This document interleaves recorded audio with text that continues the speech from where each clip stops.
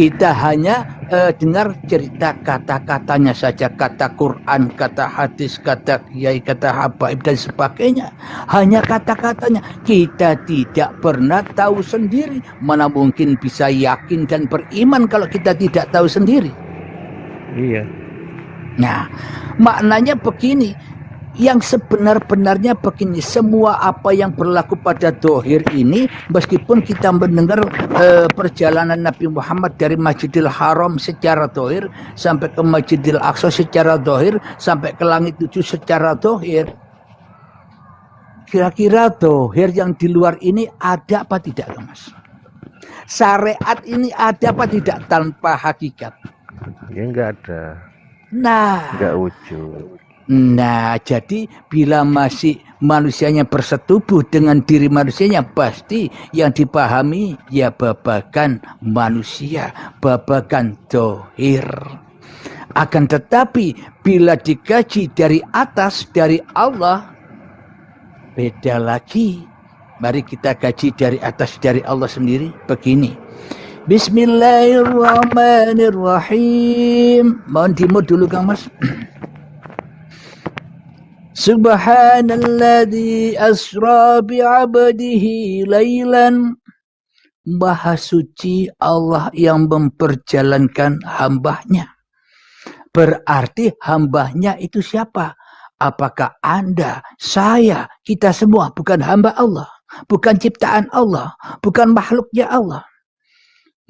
Bila memang Isra Mi'raj itu hanya untuk baginda Nabi Muhammad sallallahu alaihi wasallam, pasti ayatnya tidak demikian.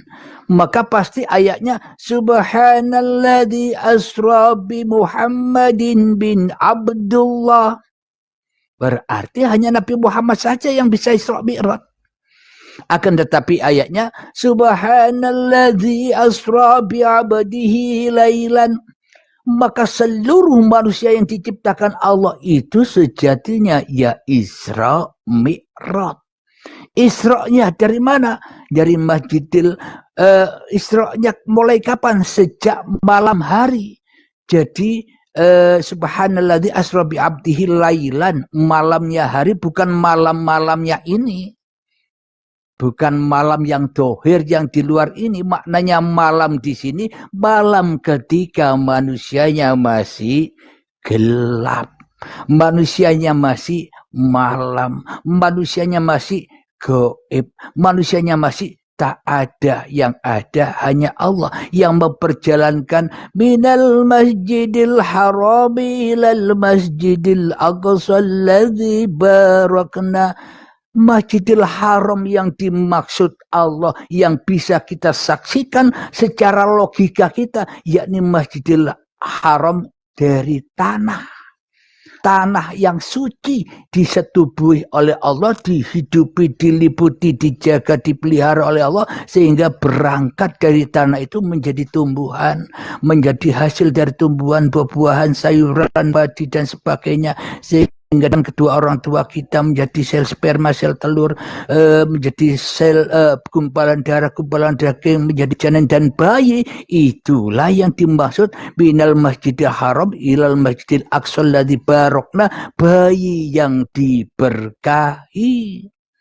Katanya secara syariatnya Nabi Muhammad diberangkatkan dari Masjidil Haram sampai Masjidil Aqsa, dan di Masjidil Aqsa sudah ditunggu oleh para malaikat dan para rasul.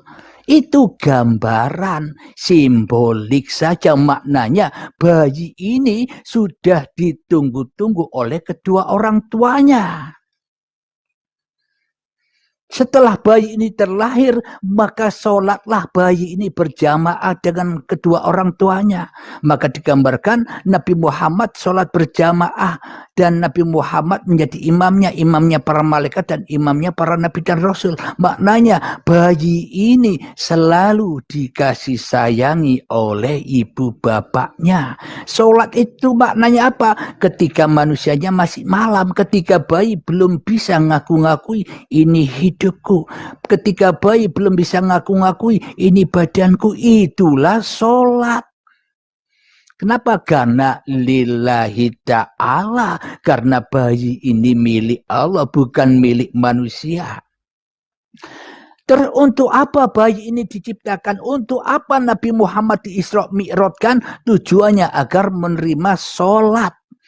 Untuk apa manusia bayi ini didatangkan? Untuk haulahu linuriyahu min ayatina, supaya manusia bisa menyaksikan ayat-ayatku. Itulah yang dimaksud sholat itu, Kang Mas. Bisa dipahami? Insya Allah berbalik pada sholat Nyata, itu. ya kan? Nyata. Jadi maknanya kita belajar sholat 5 waktu itu selama ini supaya apa? Supaya kita bisa bersetubuh dengan Allah sehingga bisa menyaksikan ayat-ayat Allah. Di luar sholat bisa menyaksikan Allah. Maknanya sholat yang 5 waktu itu pembelajaran simbolik. Bila sholatnya sudah benar, akimis sholat tali dzikri, maka di luar sholat pun sejak bangun tidur sampai tidur lagi ya sholat terus. Kenapa? Karena yang ada hanya Allah. Itu maksudnya. Mudah dipahami kan, Kamu? Iya, di sini ramai mereka di luar sana yang tidak mengerti dan banyak persoalan pertanyaan. Bersolat dengan perbuatan solat itu sangat berbeza, jauh sangat berbeza. Maka kita tengok orang melakukan perbuatan solat itu yang melakukan 5 waktu pun berbeza-beza, berbeza mazhab, berbeza cara. Tetapi bagi mereka yang paham arti bersolat itu sejak dari Adam sehingga sekarang tiada berbeza, sama saja. Sama. Solatnya sama. Iya, solat. Apa sih yang dimaksud solatnya sama? Sama-sama dikuasai oleh Allah. La haula wala quwata illa billah. Iyalah zatullah, asma Allah. Iya. Jadi perbuatan solat itu berbeza-beza mengikut sampai sehingga sekarang ini sudah tidak ada terputus-putusnya pun pertikaiannya. Ada yang begini, ada yang begitu, ada yang itu perbuatan solat. Tapi bersolat itu sama. Kalau kita tengok Nabi mengambil dalam iktibar, kita ambil iktibar dalam semasa Isra Mi'raj, Nabi mengambil amanah solat itu. Kalau diceritakan Nabi mengambil amanah solat berjumpa dengan Allah Ta'ala. Nabi sedangkan dalam perjalanan itu Nabi menjadi imam kepada nabi-nabi yang lain bersolat. Padahal seketika itu solat itu belum diambil, belum diamanahkan pun.